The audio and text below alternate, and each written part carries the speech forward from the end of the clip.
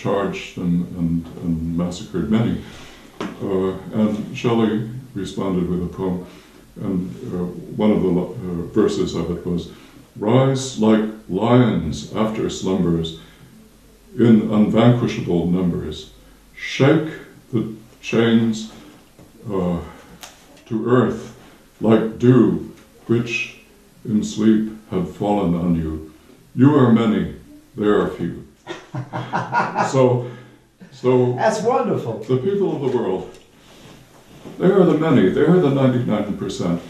And for too long, they have allowed governments and especially very small fractions of the population to act in a way which is contrary to the interest of the people of the world and also the interests of particular nations. It's time for people to take affairs in their own hands. We see it also in the Middle East, in the Arab Spring. Once again, people taking matters in their own hands. And I can only urge everyone to think of that. They, as individuals, have a responsibility because they're living at a time when civilization is in crisis. It can go either way. It can be a disaster, or a real disaster, or it could go to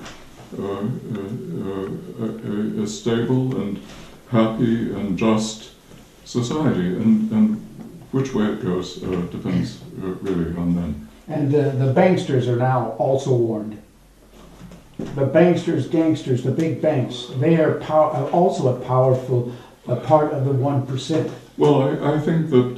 they're warned by the Occupy Wall Street movement. I think that reform of the economic system is needed to try to give economics both a social conscience and an ecological conscience. Your book, Civilization's Crisis in the 21st Century, in that you quoted Hermann Göring for having said something like, "There is no people in the world that wants to go to war, but if you lie to them convincingly that they are being attacked, then it is easy to make any people support going to war." Do you believe that this is true? And if so, does that mean that the peace movement is doomed to failure? Well, Göring and Hitler and the Nazis in general were strong believers in the power of propaganda.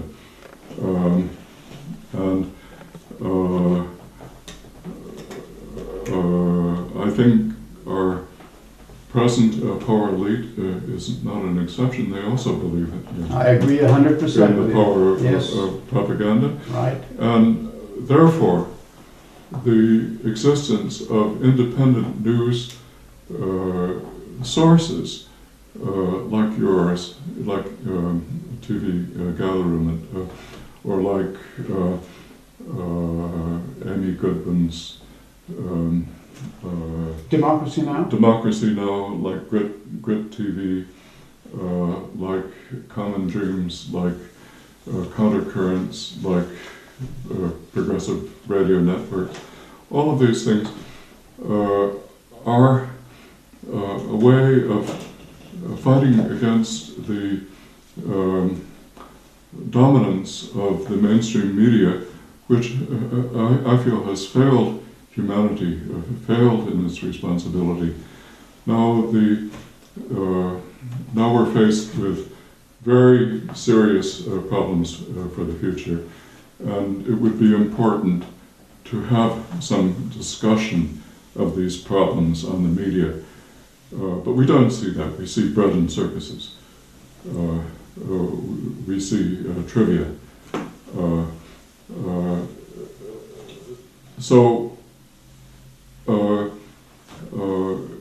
Because it's so important now to have some public discussion of the true situation of the world. I feel that that you and other people in the independent media are doing a wonderful job. And I congratulate you on that. Thank you. Getting it just back to Hermann Göring, that said you can lie to the people anytime. I've heard, tell me if you think it's true or not, I haven't had it confirmed anywhere, but I've been told that there in history has not been a single instance of war where it didn't start with a lie. Do you believe that? I'm sure that lying and war go together. Okay, well, okay. So, truth-telling, we got to do some truth-telling. That's... For sure. Okay. Why do you think... can we get into Iran right now? Yes, but you talked about... Let me say something about nuclear weapons in yes, do that. general. Do that. Well, I mentioned to you that any use of nuclear weapons would be an environmental disaster which would affect neutral nations as well as belligerents. And it would really ruin the world. And I don't think that the nuclear powers have ever made an environmental assessment of what would happen. They ought to do that. They owe it to people to look at the environmental consequences of a possible nuclear war. Now, about nuclear power generation, I think that this is linked with the problem of nuclear weapons. Because when you run a reactor for a long time, you generate plutonium. And this plutonium can be separated from the used fuel rods by ordinary chemical methods, and plutonium can be used to make nuclear weapons. Also, the modern reactors use low-enriched uranium as a fuel, and this the high-speed centrifuges, which are used to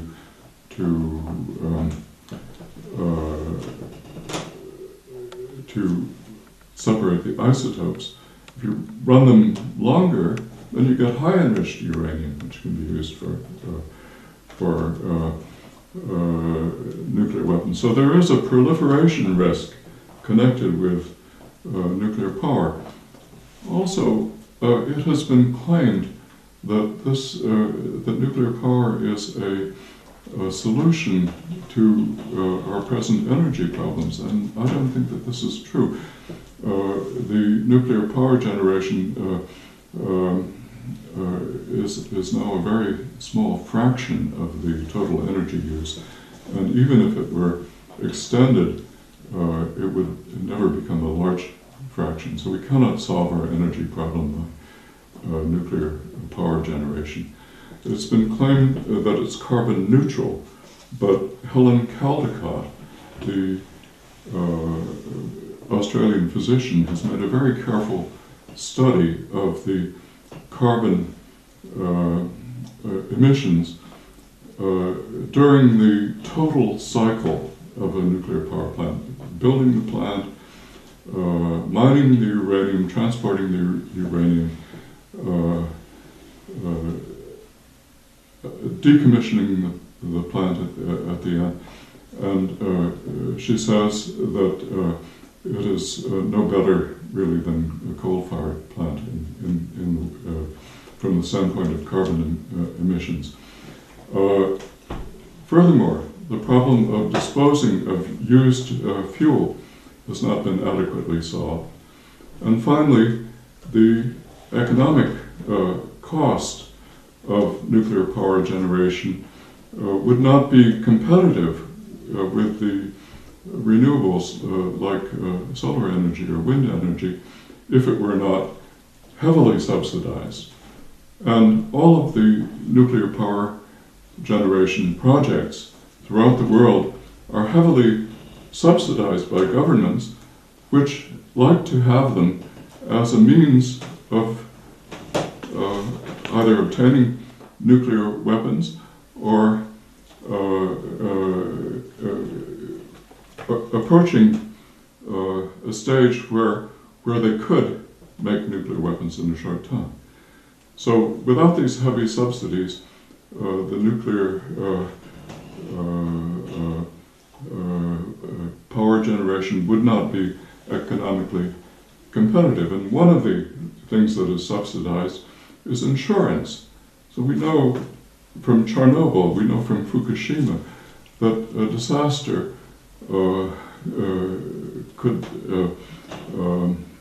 really be enormous in extent, and to insure against that would be prohibitively expensive were it not subsidized. So do you condemn Iran for using and building nuclear power, even for civil purposes? Well, I wouldn't... like cancer treatment? And, I mean, I wouldn't single out Iran for special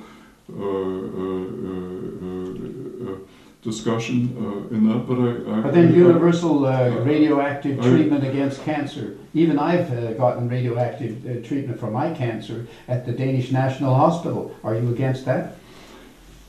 Well, I think that there are other ways of doing that than having civilian generation of nuclear power. So I don't believe in general that it is a good idea. Now, what about Iran? Hey, let me please introduce the Iran discussion. Why do you think Iran is increasingly threatened with war for building a nuclear, they say that they are building a nuclear bomb, when even the IAEA hasn't been able to produce a single shred of solid evidence that Iran is a real or even a potential nuclear threat to anybody? And for example, presidential candidate Ron Paul in the United States says it looks like the lie about Iraq's weapons of mass destruction is a lie that is shamelessly repeating itself with respect to Iran. What do you say to that? Well, I think that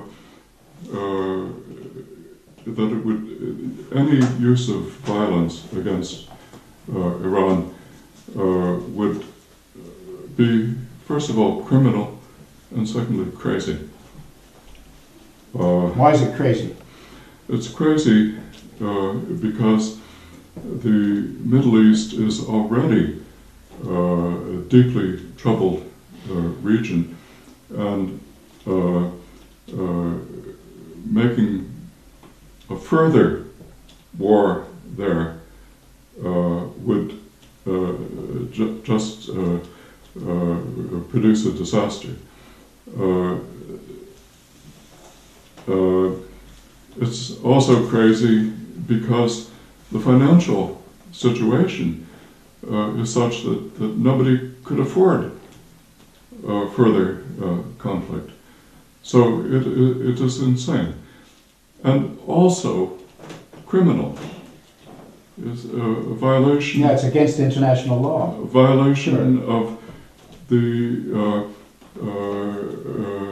UN Charter, violation of the international or the Universal Declaration of Human Rights, violation of the Geneva Principles, violation of the Nuremberg Principles. Yeah. And I think the world has no hope at all if we do not try to work for a system of laws, a government under laws, rather than a government by force, by brute military force. Well, how can we help people and individuals in the Occupy Wall Street movement, you and I and anybody, how can we help these laws be implemented, being enforced? What can we do? Well, I think that you're doing quite a lot right now Okay. by making a television program about it. But if I may, I please, would go like on. to say something about my own experiences in Iran. Please. I went there when I was 12 years old and stayed until I was 15. So Was this during the Shah? was during the time of the Shah. My father had gone out during World War II. He was the Director General of Public Health during the war in Iran, and then when the war ended, he became an advisor to the Minister of Health, the Shah's Minister of Health. And he, in fact, started many of the programs that resulted in the elimination of malaria from Iran. The malaria had been endemic in the Caspian region, and the programs that were started by my father ultimately eliminated that. Wonderful, wonderful. But I can tell you that our experience of the Iranian people was that they were kind, friendly, gracious, and enormously cultured. It's an ancient culture, a very beautiful culture, and I can't exaggerate the admiration that I have for the Iranian people and for their civilization. But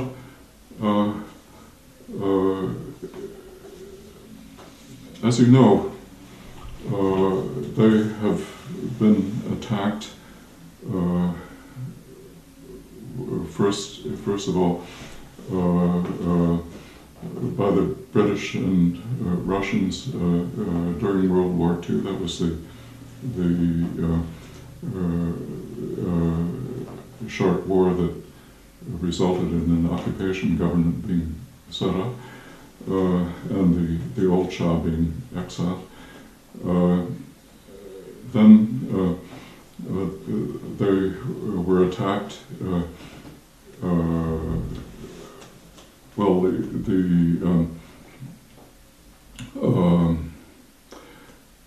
The CIA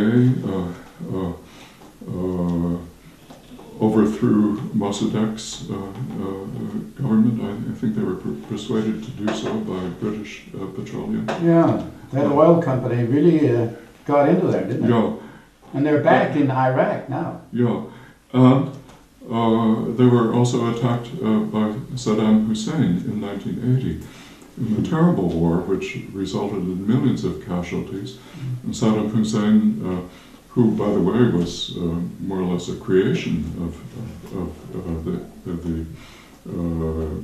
the CIA. Just like Osama bin Laden. Also him. Saddam Hussein used chemical weapons and biological weapons against Iran. And the Kurds. And the Kurds. This war lasted from 1980 to 1988. So I think the Iranians have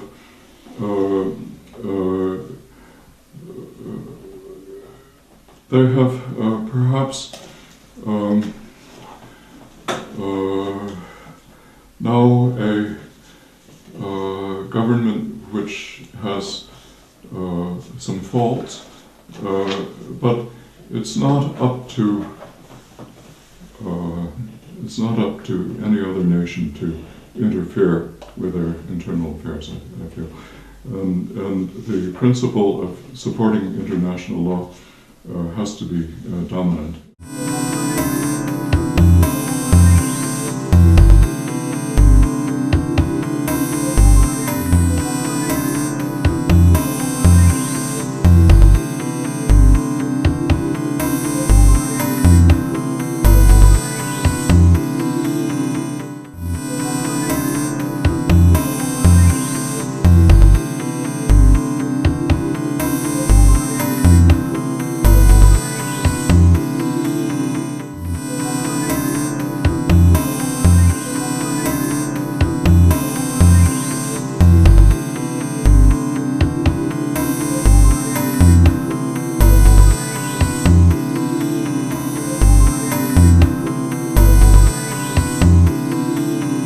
I was born in Beirut, Lebanon in 1933.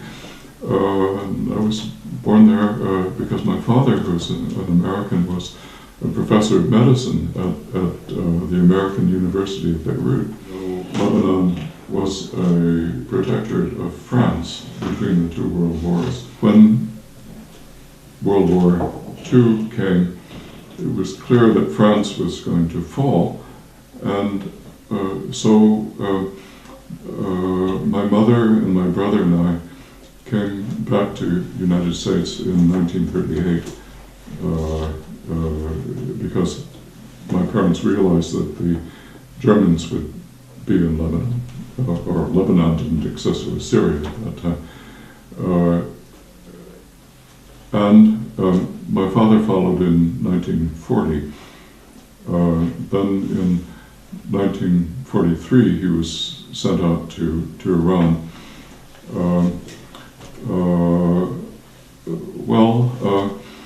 I studied at M.I.T. and at University of Chicago. And, did you meet Noam Chomsky? Did you know he was there? I didn't meet him. I met some other famous people at MIT. For example, Excellent. Norbert Wiener. Okay. He was the person who first wrote about cybernetics and had to do with the beginning of information technology.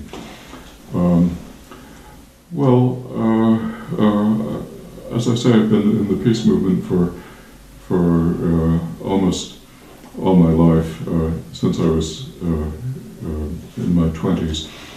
And at first I thought that world government would not be a possibility until all of the countries of the world came up to a certain level of democracy and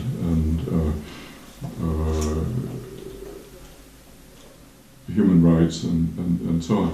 But later I realized that if we should wait so long as that, we would have waited too long, and that we needed some kind of global governance before that time. And I became part of a movement to make the UN into a federation, to give it more power, to try to give the UN the power to make laws that are binding on individuals. You know that it now works through sanctions, but sanctions are very unjust because they often punish the wrong people, punish the innocent citizens, whereas the guilty leaders go unscathed. We need to be able to act on to make laws that are binding on individuals, which is what ordinary countries are able to do. Like the generals and the presidents, right, kings and queens. Right. And we also need taxation, the power of taxation. The UN ought to have that in order to support its many very useful agencies like World Health Organization, like the World Food Organization, and I think there are 16 different agencies that the UN has. Needs more money for that, UNESCO and so on. So then, when I came to England, I studied in England as well, and I was also part of the campaign for nuclear disarmament there, and also part of the British Society for Social Responsibility in Science. And also when I came to Denmark, what year was that? I came to Denmark in 1967, first as a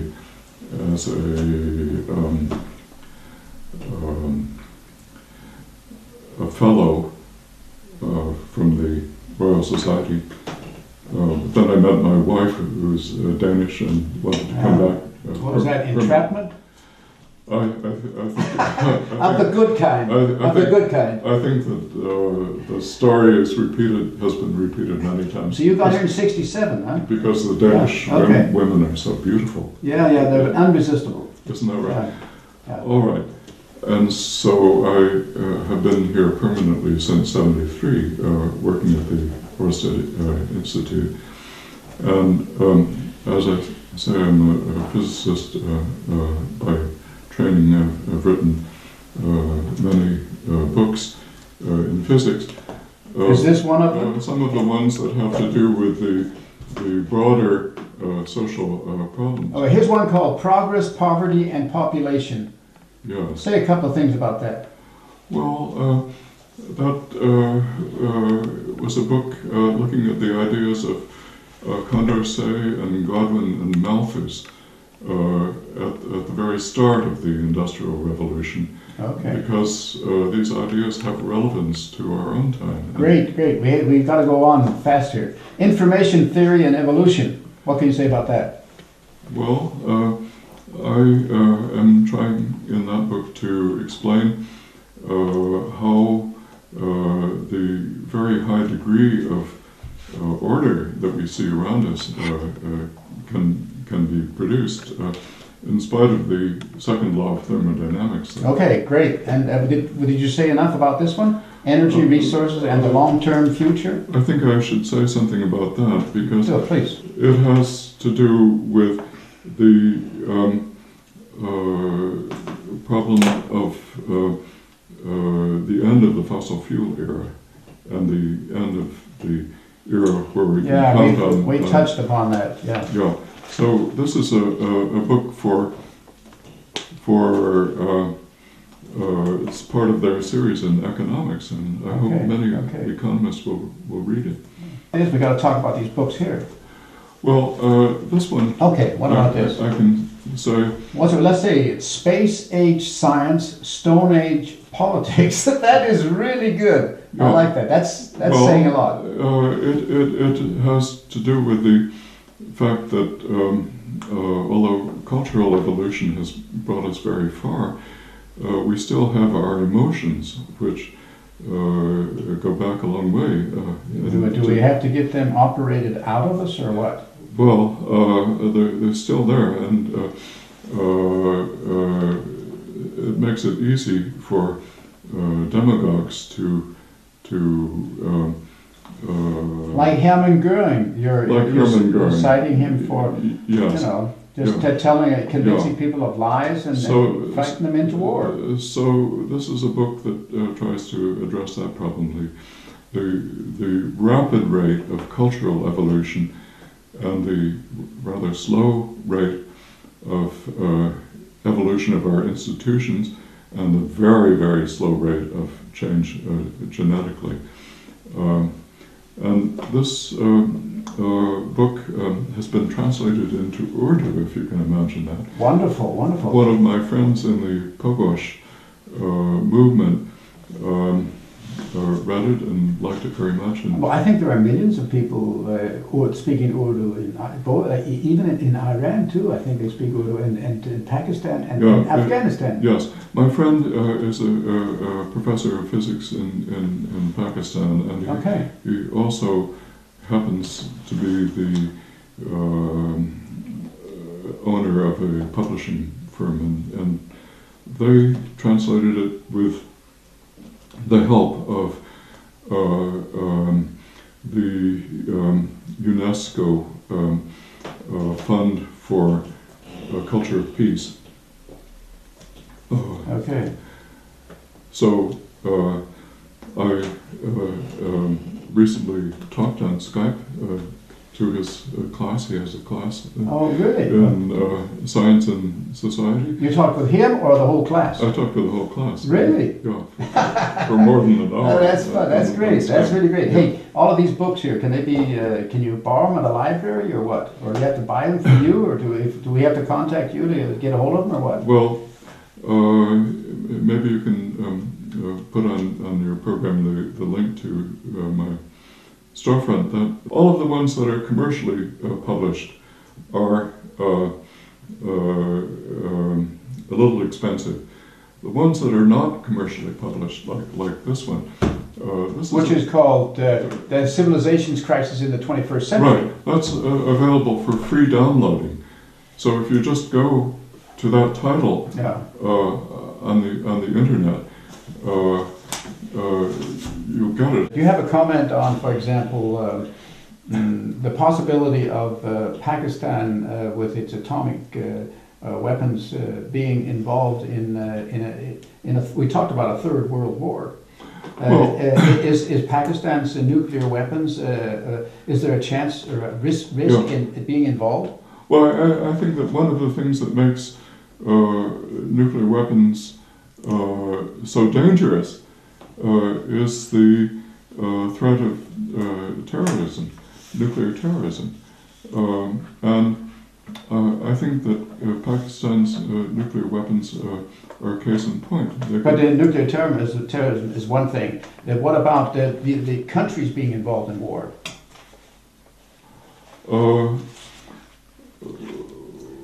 Well, of course, that's a danger. India, Pakistan, yeah, that's also. And so the countries can't. But not only that. What if Israel and the United States bomb Iran, and then all chaos breaks out, and Pakistan gets involved in it because it's also a Muslim country, and their brothers are being blown to hell. Yeah. Right. Right. I don't like to think of that.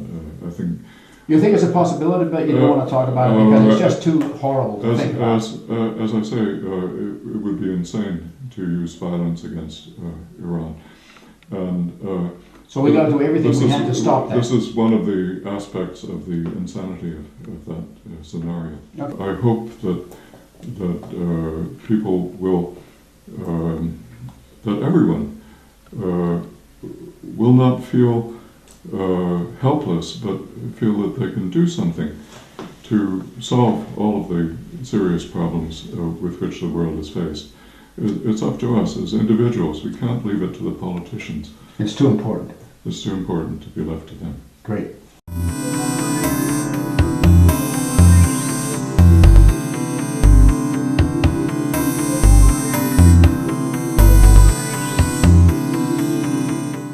You're a chairperson in the Danish Peace Academia, which is a website and part of the Danish peace movement, isn't that right? Yes, right. The Danish Peace Academy is actually, like TVGaderummet, an attempt to give us an alternative source of information outside the mainstream media. And it is the creation of Holger Terp. I have to say a little bit about him. Yeah, please. We made a show with him. Yes.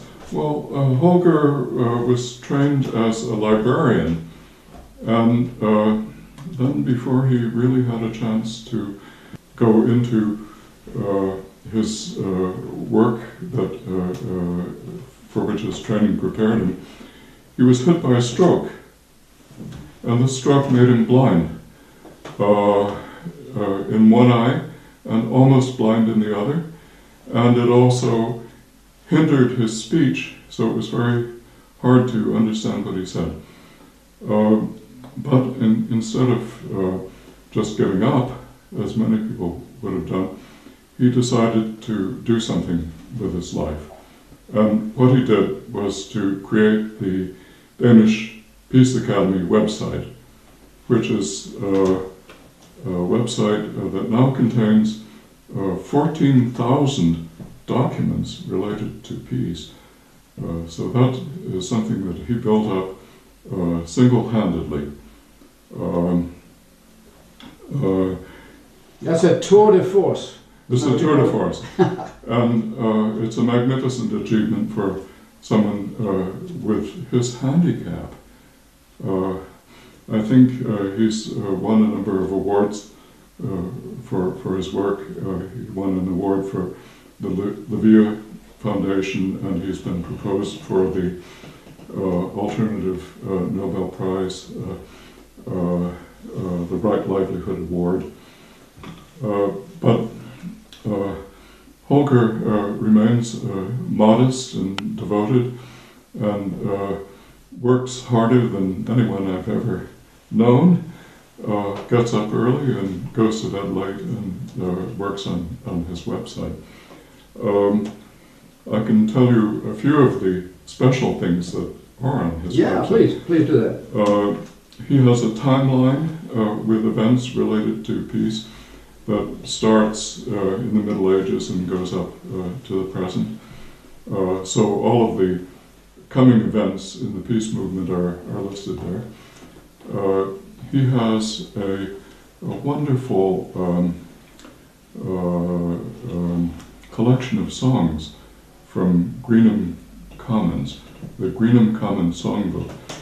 And that is beautifully... Peace songs, right? Peace songs, also with performances, but also with many, many beautiful illustrations. So I urge you to go to the Peace Academy website, right, which is on... Well, we'll make a title on this video that people can see right now while you're talking about it. There'll be a title with an address where they can go to on the internet. Right. So I urge you to go there. It's in 3 languages. It's in English and German and Danish. And so the English songs, are they all in the English section, or are they all over well, the place? the Greenham Common took place in England. That was where a nuclear facility was, and it was largely the women who went out and protested against it. And Holger's Greenham Common Songbook is a record of their efforts, which ultimately resulted in the site being abandoned by the military. Great. Yeah. Wow. So that was a victory. And the power of the peace movement. Yes, it was. Academy. It was. And I think that because of the beautiful illustrations and the beautiful songs, that's a very special feature of the website. But there are many, many others. Many books, many articles, the timeline, also an encyclopedia related to peace, of topics related to peace. And we have 4,000 different visitors every day from all over the world. 4,000, that's a lot. 4,000 visitors from all over the world. So we really are doing something to create a culture of peace. And this is really due to Holger Terp's efforts. I think he is a sort of modern saint, or at least... The next time I see him, I'll offer to give him a kiss on the cheek. You should do that. He deserves it. Because most of my work in the peace movement has been done with the Pugwash Conferences on Science. Well, what is Pugwash? What is that? Affairs. Well, it's a strange name, isn't it? Yeah, I still don't know what it means. Yeah. Well, if I may, I can tell you the story. Please. What happened was that in 1955, the United States exploded a bomb at Bikini, which was 1,000 times more powerful than the Hiroshima bombs. So it was 15 megatons. The Hiroshima bomb was 15 kilotons. 1,000 times more powerful. And one of the things that happened was that a Japanese fishing boat, the Lucky Dragon, was 135 kilometers away, and yet the crew of this boat were all made ill from the radiation fallout, and one of the crew members died. Also in the Marshall Islands, which were equally distant, people were made ill from radiation, and even today, 50 years later, they suffer from leukemia and increased birth defects, sterility, and many long-term effects from the radiation. But in England, the BBC decided to do a program about the bikini test, and in England was a Polish scientist called Joseph Rotblat, and he was an expert on the effect of radiation on biology. And he also was an expert in nuclear physics.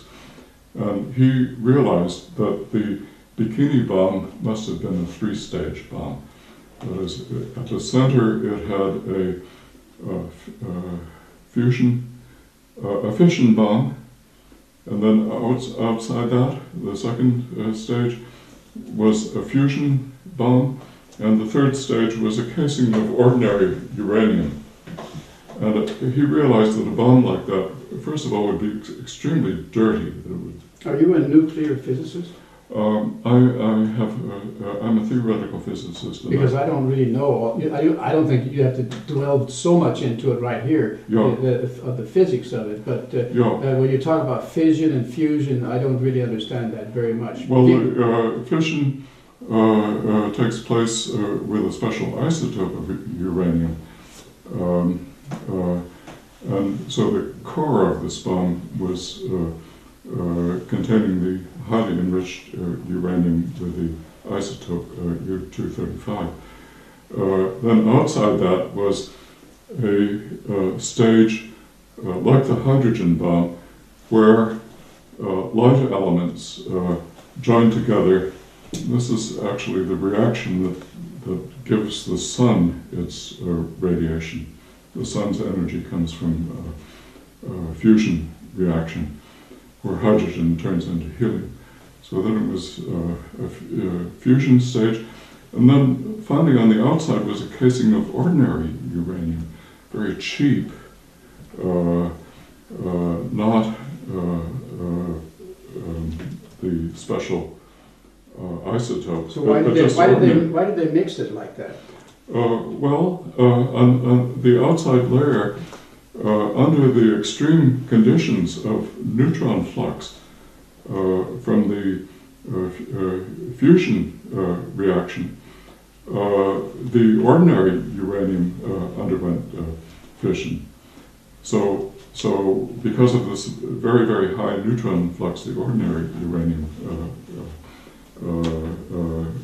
was giving much, much more power to the bomb.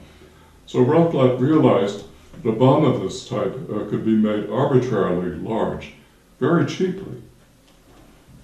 And when he appeared on the BBC, he was asked to discuss the scientific aspects on the BBC program. The Archbishop of Canterbury was asked to discuss the moral aspects, and the philosopher Bertrand Russell was also on the program asked to discuss. What's the year? What year is this? This was in 1955. Okay. And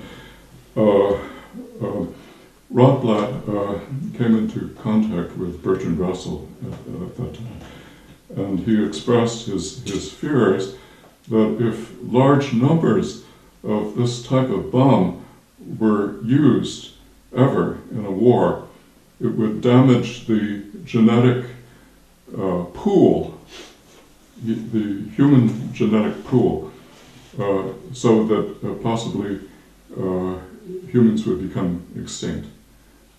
And Russell had enough background in science. He was a mathematician, but also knew what was going on in physics.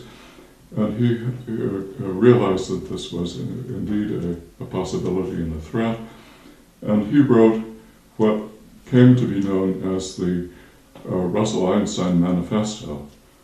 And he wanted to give publicity to this, so he contacted about 8 of his colleagues, most of whom were Nobel Prizes prize winners in physics, and it included Einstein. And they signed this document. In fact, Einstein's signature on it was the very last thing that he did during his life. Russell was actually coming back from England on a flight, coming back from Italy to England on an airplane, and the pilot announced over the intercom that Einstein was dead. And Russell thought, well, this is the end of the manifesto, because without Einstein's signature, it won't have an impact. But when he reached his office, there on his desk was the... It was there. He had signed it before he died. He signed it before he died. It was the last, in fact, the last thing that he did. So Russell went out and had a party. His death. And so this document had, in fact, a great impact. And one of the things that it called for was a meeting of scientists to try to reduce the danger of thermonuclear war. Scientists from both sides of the Iron Curtain. You have to remember that this was in the very dark period of the Cold War.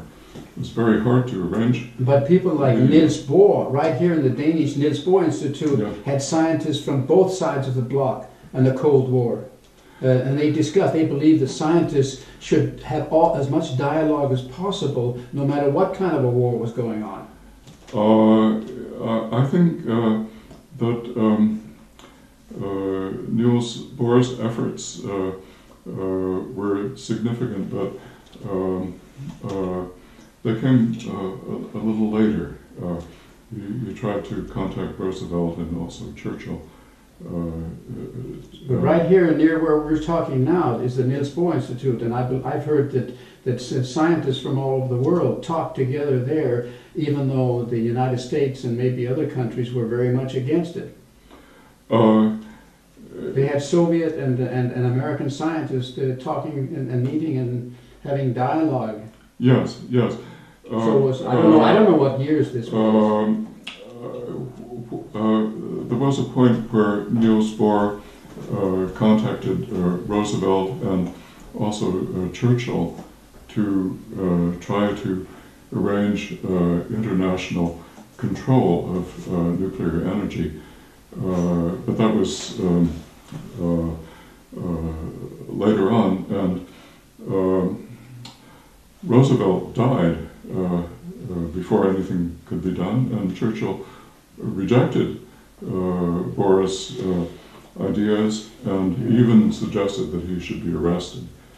But Niels Bohr and his scientists rejected Churchill in the sense that they kept meeting no matter what. Yeah. Well, anyway, let's get back to... I want to get back to the history of the Pugwash Conferences. Yeah, please do that. So one of the items in the Russell-Einstein Manifesto was a call for a meeting of scientists to try to reduce the danger of nuclear war. And first, Nehru, the Indian Prime Minister, wanted to be the host of that conference, but then the Suez Crisis came up and that was not possible. And later a Canadian philanthropist called Cyrus Eaton agreed to fund the conference on the condition that it should take place in his summer residence, which is... He's an egocentric, isn't he? Yeah, and his summer residence was in a little village in Nova Scotia called Pugwash. Ah, that's where it is. Boy, it took you a while to get through to that, but that's great. That's where the name came from. And so from that time on, there has been a yearly conference, a large yearly conference.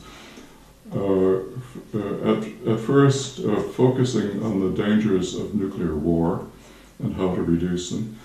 Later, broadening to all of the global problems related to science, and of course there are many. And at the same time as the range of problems treated at the yearly conferences broadened, also the type of people who came to the conference broadened. So it now includes diplomats and also sociologists and economists and so on. Usually now there are about 150 people who are experts in their fields who meet once a year. And in between there are usually about 10 specialized workshops on topics like the problem of chemical and biological warfare and so on, things like that. But in 1995, the Pugwash Conferences were awarded the Nobel Peace Prize for their work against nuclear weapons. And the prize was given, half of it was given to Sir Joseph Rotblat, who was the Polish physicist who was there at the beginning and who remained the leader of the movement until his death at the age of 96. But half of it was given to the organization, and I was there as the chairman of the Danish Pugwash group, and I remember very well after the award ceremony, there was a little time before the dinner, and there was a torchlight parade with several thousand people, many thousands of people.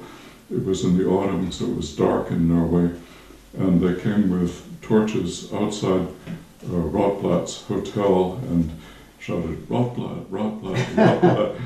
And you could sense the popular desire for getting rid of nuclear weapons.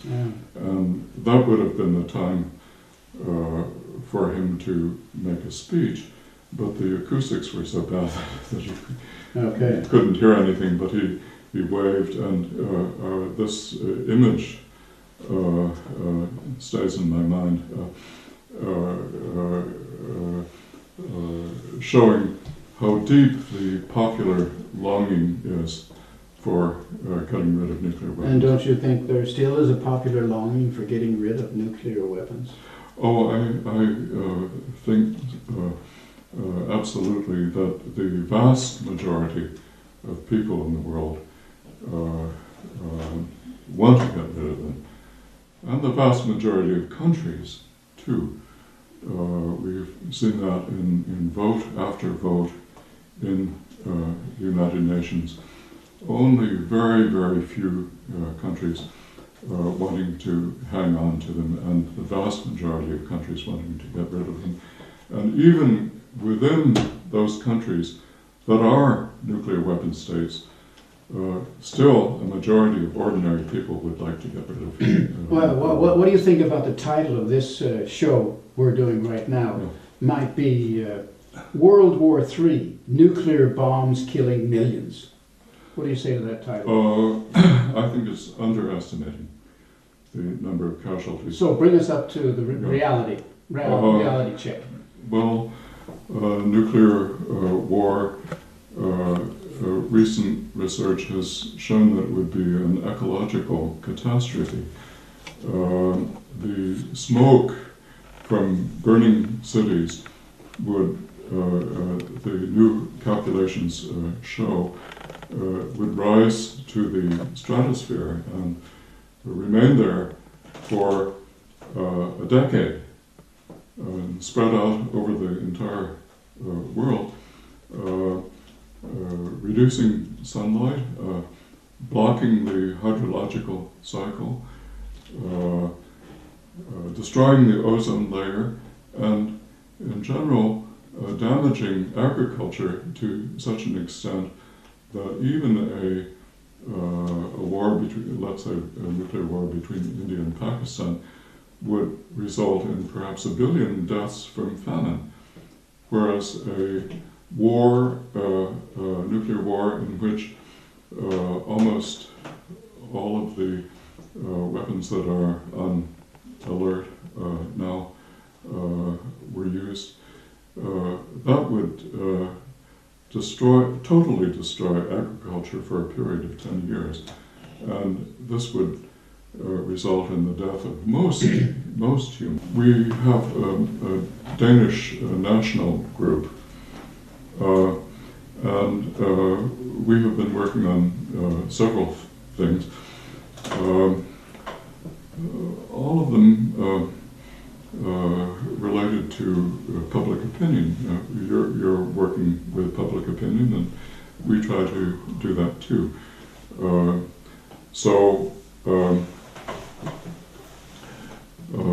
We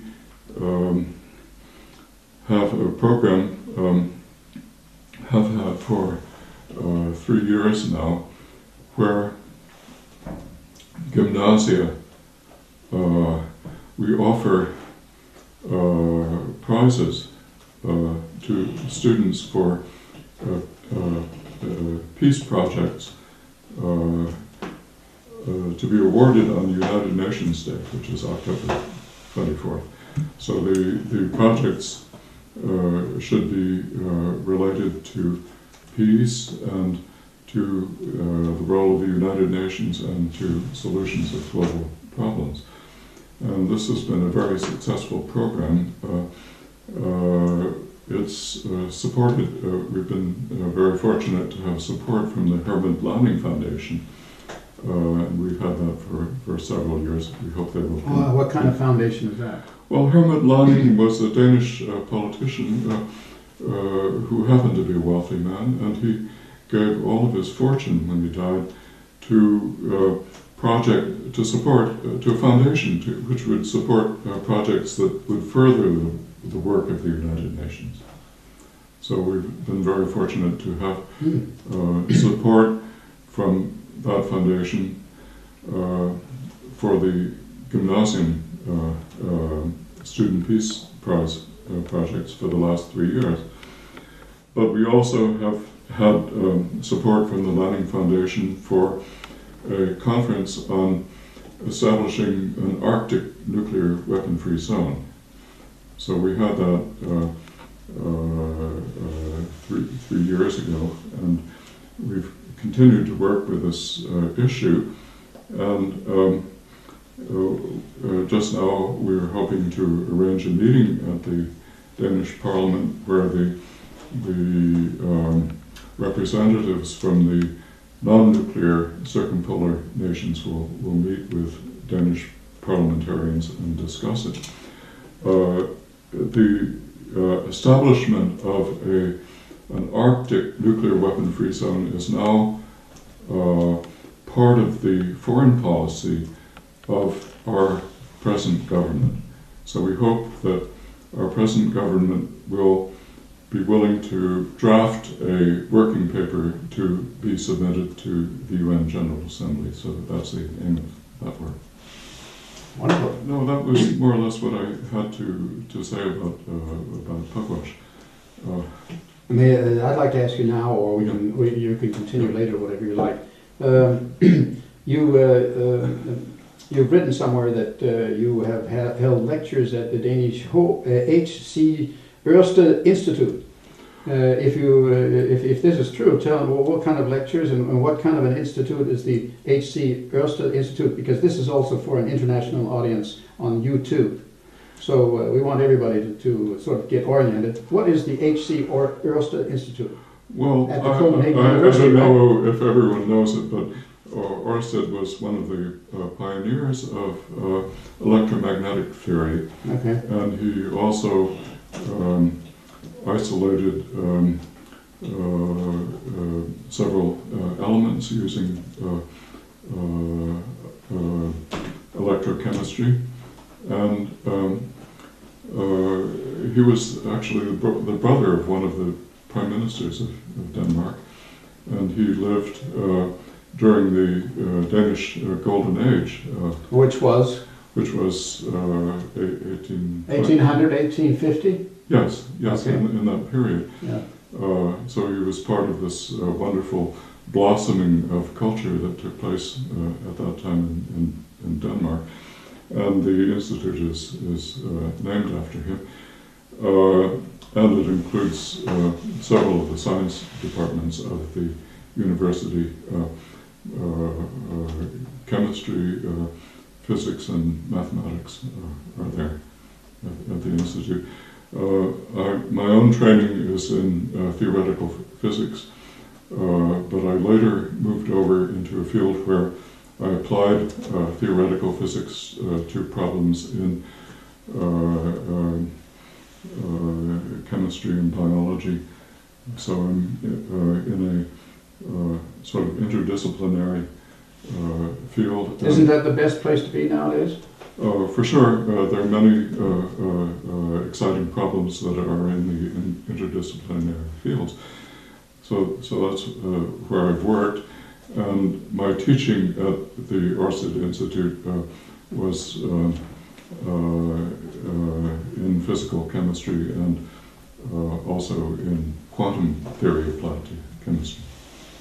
So I have taught there. I came to Denmark first in 1967 as a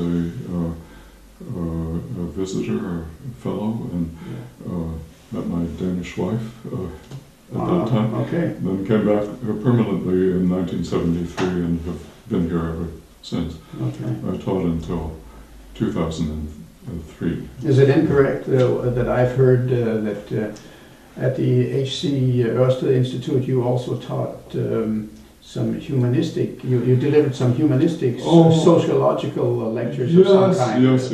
What was that all about? I'm so happy you asked me that, Charles. Okay. Because that's an interesting story. Yeah, please. What happened was that I helped to organize at the International High School in Elsinore a 2-week summer course entitled Towards a Nonviolent Society. And one of the people who was with me organizing this course said, well, there's a competition which the Nuclear Age Peace Foundation has set up, and the competition is for suggestions of how to teach social responsibility to scientists and engineers. It was a challenge, and I wrote an essay. It didn't win the prize. It went to some Hungarian engineers, but my friend, who had encouraged me to write it in the first place, translated it into Danish and sent it into Politiken as a chronique, and it was published.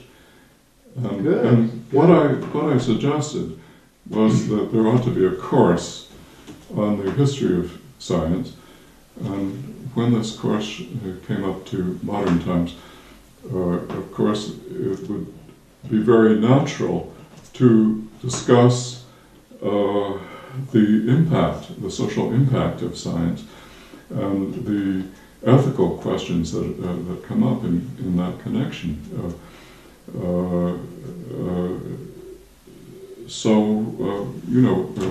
For example, the nuclear weapons but not only that, but also the impact on the environment of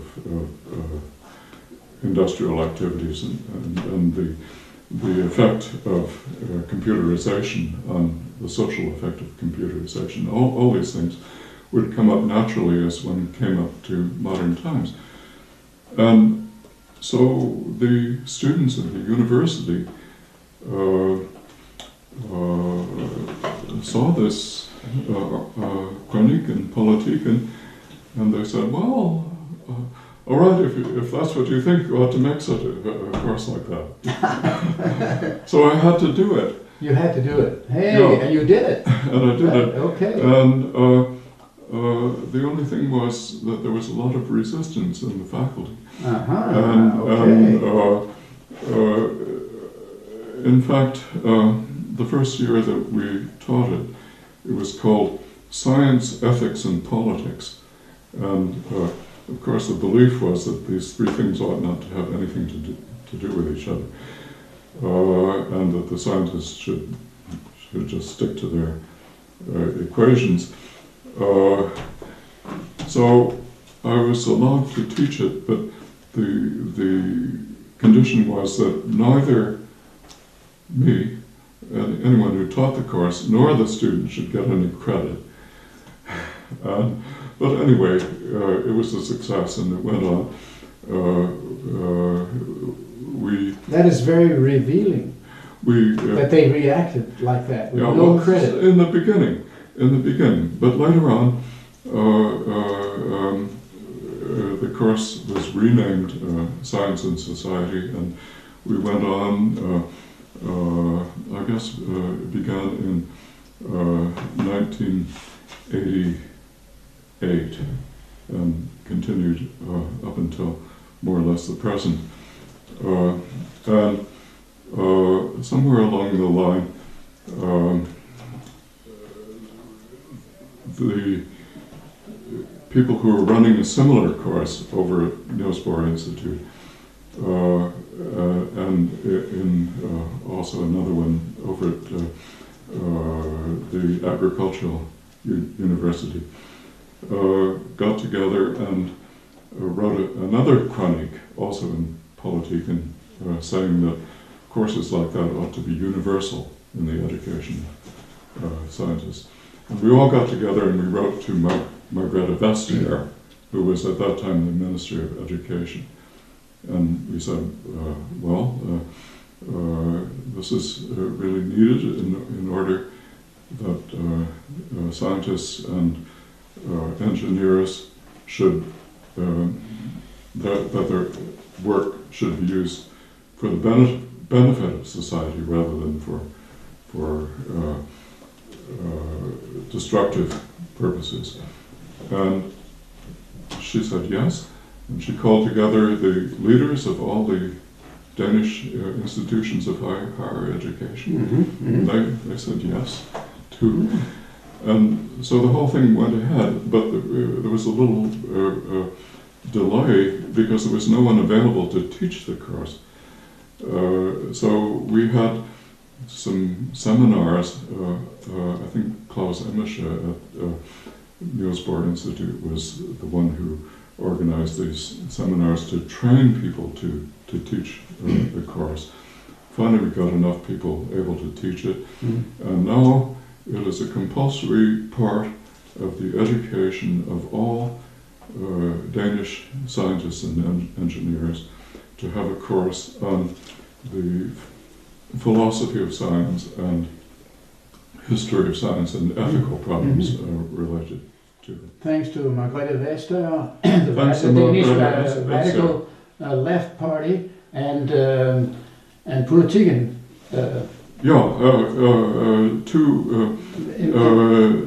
Two times Politikken actually is part of the present wonderful. government. There are some good people and institutions around.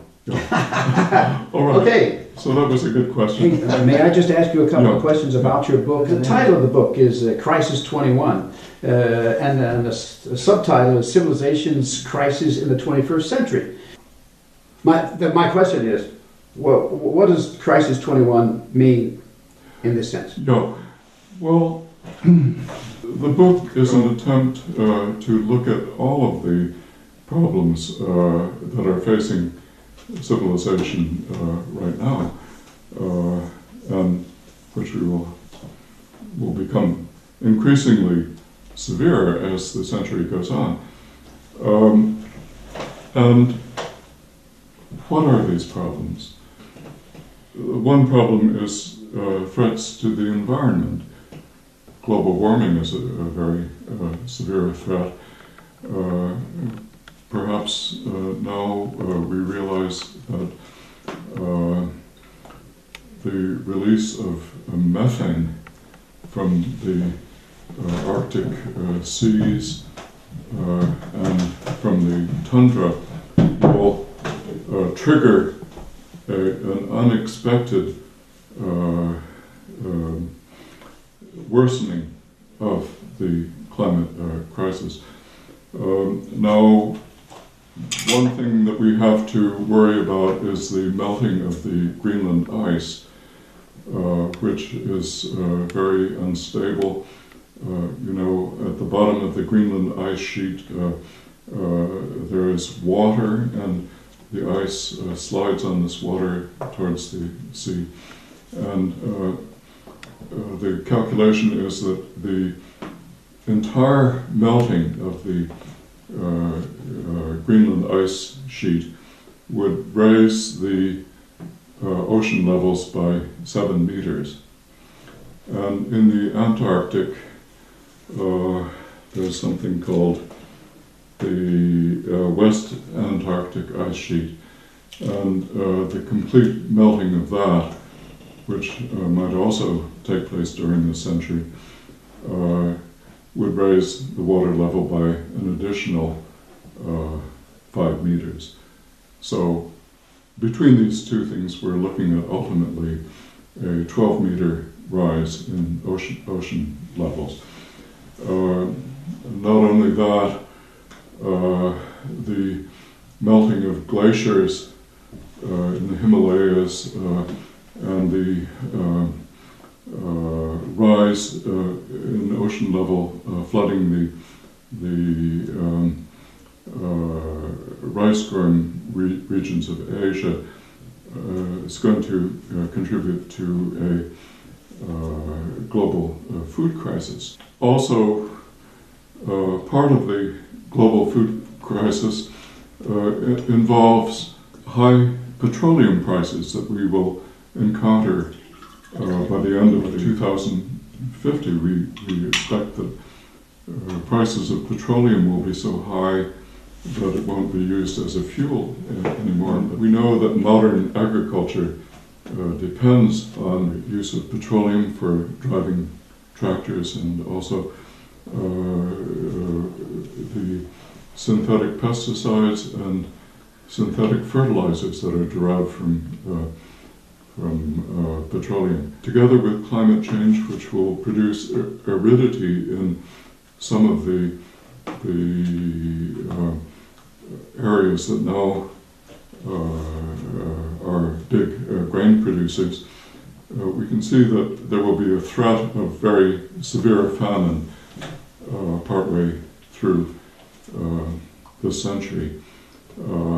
Just at the moment when the global population reaches agricultural base for supporting it may be cut away, and we may really experience a famine on a scale that we have not seen before. Also, we have, together with this growing population, we have the vanishing of resources, not only petroleum but also metals.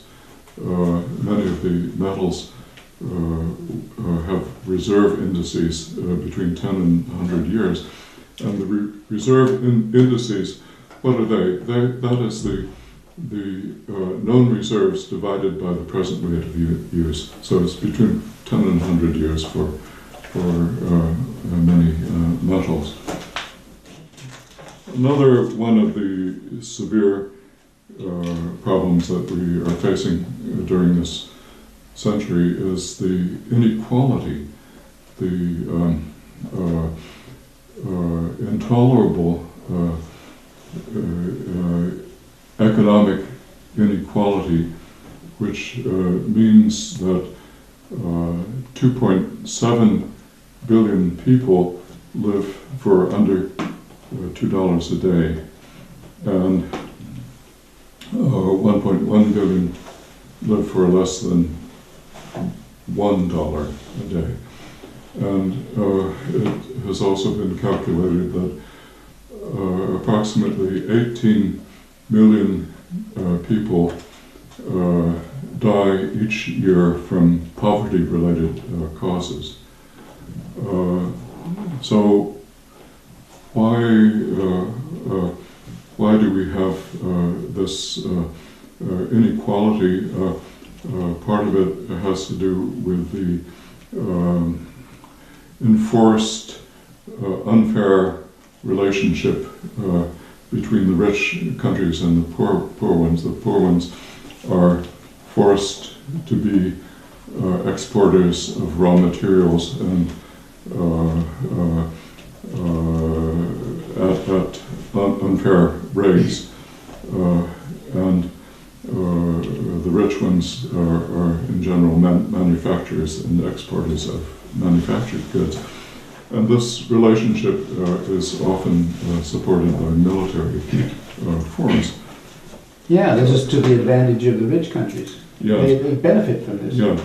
So then another of these problems is the military-industrial complex.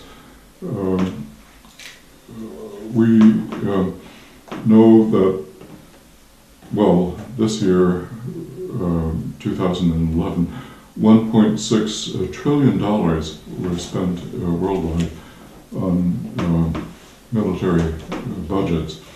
And this enormous amount of money means that many people are making a living from war. That's right. And this means that war continues to be entrenched in our society, in spite of the fact that we know that how destructive it is. We know that it's the cause of much of the suffering that humans experience. Nevertheless, it persists because of the power of the military-industrial complex. So that's another problem. The title of your book is very fascinating. The title of your book is Civilization's Crisis in the 21st Century. Yes. That makes me, and maybe some other people, also think of another book that is well known. It's called The Clashes of Civilizations. Some people react very violently against it, and some people think it's a good book. This title, Clashes of Civilizations, if you just stick to the title alone, don't get into any other thing right now. Just the clashes of civilizations, different civilizations fighting each other and hating each other. And then your book called Civilization's Crises. What does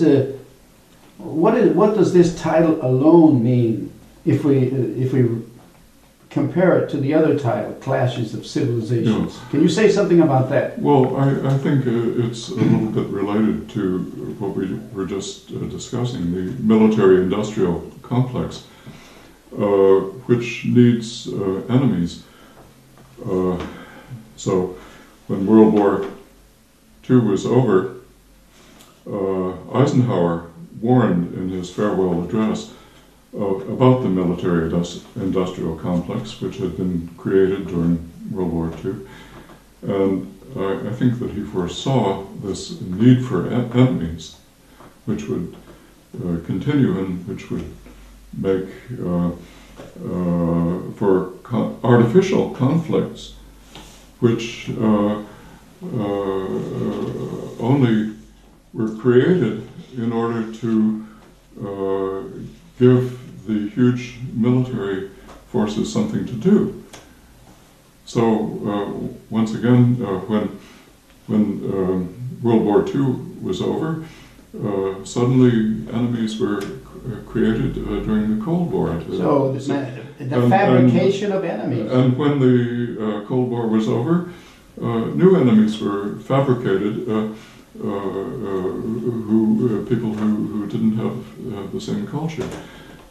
So I think it's part of the search for enemies to feed the military-industrial complex. Okay. So may I go on to... Please comment also on the part of your title is also Crisis 21. What do you mean by that? Crisis 21, if I could just say one more... Please. One more topic here. Good. And that is the limits to growth. I guess you know about the Club of Rome and their report, which was published in the 1970s, called Limits. No, I don't know. Limits I don't know. To growth. Okay. The limits of growth. Limits to growth. Okay. Yeah, our economists are trained to think that growth can continue forever, but of course that's absurd. Anyone but an economist knows that. Yeah. I also know that. Yeah. Yes. Or believe that. Yeah. Well, so one of the severe crises that we're going to face in the 21st century is the end of the fossil fuel era, and the reaching the limit to growth of industry. So our whole economic system, which depends on growth for its health, will need to be rethought. We will need to go over to a steady state type of... Why is it called 21? Crisis 21. Why is the number 21? That's because it's the 21st century. Crisis 21st century. Yes. Okay. Okay. Yeah. Okay. Something like catch 22, I suppose. Oh, wow. Okay. But it's a crisis. The various things that... So it could be called Crisis 21st Century. It could, which is part of the rest of the title. The subtitle. Okay, good. Yeah. Good. Thank you very much for that. The point is that all of these problems have reached a head during our century, and of course the other problem is the problem of nuclear weapons.